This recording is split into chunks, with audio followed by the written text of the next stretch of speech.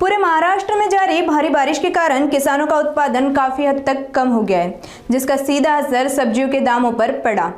खास तौर पर टमाटर के दाम में काफी उछाल आया है। पिछले कुछ दिनों से लगातार हो रही बारिश ने खेतों में खड़ी फसल को बर्बाद कर दिया। इसके कारण सब्जियों के बाजार में पहुंचने से पहले ही खराब होने की दर बढ़ गई है, जिससे सब्जियों के दाम में उछाल आया है। आज धुले कृषि उपज मंडी समिति में टमाटर का 20 किलो का कैरेट 750 से 800 के बीच बिका।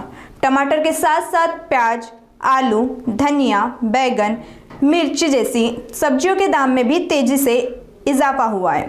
फिलहाल बाजार में टमाटर की आवक काफी कम है।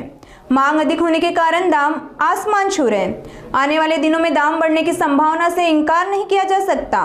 दाम बढ़ने से जहां आम उपभोक्ता परेशान है, दाम बढ़ने से जहां आम उपभोक्ता परेशान है, वहीं फसल खराब होने से किसान भी परेशानी में है। गेल्या 2-4 दिवसापासून संपूर्ण महाराष्ट्रात जोरदार पाऊस पडत असल्यामुळे शेतकऱ्यांचं जो काही भाजीपाल्याचा माल आहे त्याचं उत्पन्न खूप घटलेलं आहे। एका बिघ्याला जर ज्या शेतकऱ्याचे टमाट्याचे 50 कॅरेट येत होते त्याचे फक्त 5 ते 10 कॅरेट या ठिकाणी पुष्ट आहेत। त्यामुळे आवक धुळे कृषी उत्पन्न बाजार समितीमध्ये खूप घटलेली आहे। टमाट्याचे रेट जे काही 400-500 रुपये कॅरेट जात होतं ते 2 दिवसापासून 700-800 रुपयापर्यंत या ठिकाणी धुळे कृषी उत्पन्न बाजार समितीमध्ये विकलं गेलेलं आहे।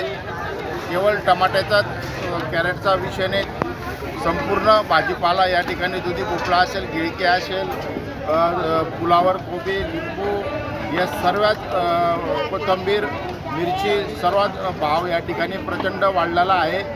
त्याचप्रमाणे शेतकऱ्याचं उत्पन्नही घटलेलं आहे। त्यामुळे शेतकरी आबादील आहे आणि सर्वसामान्य नागरिकांना सुद्धा या भाववाढीचा फटका बसेल।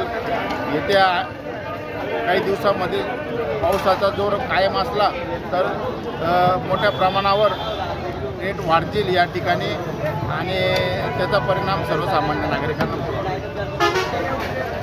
टमाट्याचं 20 किलोचं कॅरेट या ठिकाणी आज 750 ते 800 रुपये विकलं गेलेलं आहे आणि याही पुढं ते टमाट्याचे भाव खूप वाढतील अशी दाट शक्यता आहे।